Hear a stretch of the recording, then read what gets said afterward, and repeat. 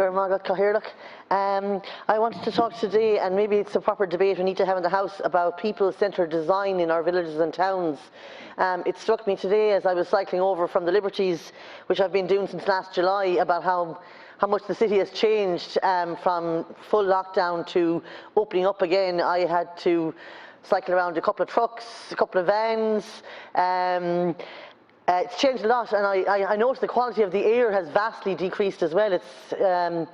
It really struck me there this morning, the difference it made, and I suppose it led me to look at how we have prioritised. Instead of people, we seem to have prioritised not even just cars, but the bigger the vehicle, the more you can break all the rules and park wherever you want, even if it's only for a couple of seconds.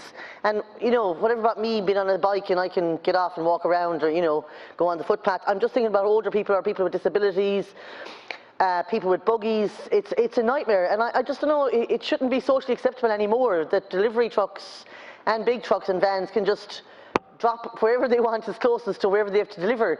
God forbid they go around the corner and park in the loading bay and take the stuff off the truck and wheel it around the corner. You know, it's not acceptable anymore for them to just pull up right outside the shop they need to deliver to. I just think that has to stop, that kind of a social norm that we've been putting up with for years.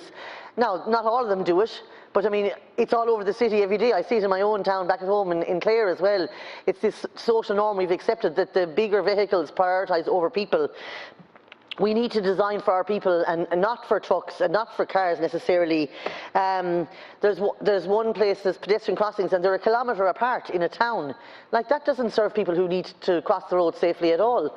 And like, we have seen a huge increase in our car use again now. We all got to experience the roads as quieter places. I mean, that was during a pandemic, so we don't expect to go back to that, but it does make us realise how much space we give over.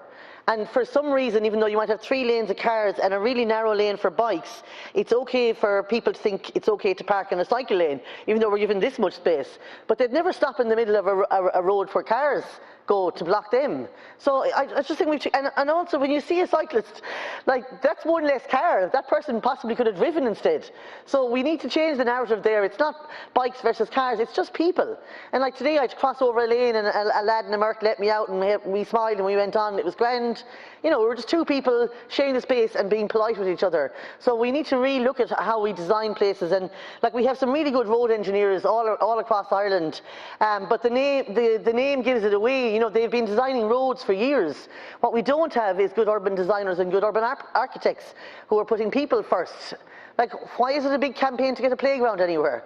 Why is it so hard to get a pedestrian crossing or a water refill station? I've been working for 2.5 years to get one in one place in Clare. Like, why are these things that should be basic and prioritised for humans so difficult to get? And I think we need to look at that, because we have best practice in certain places, but it should be across the board in every county in Ireland.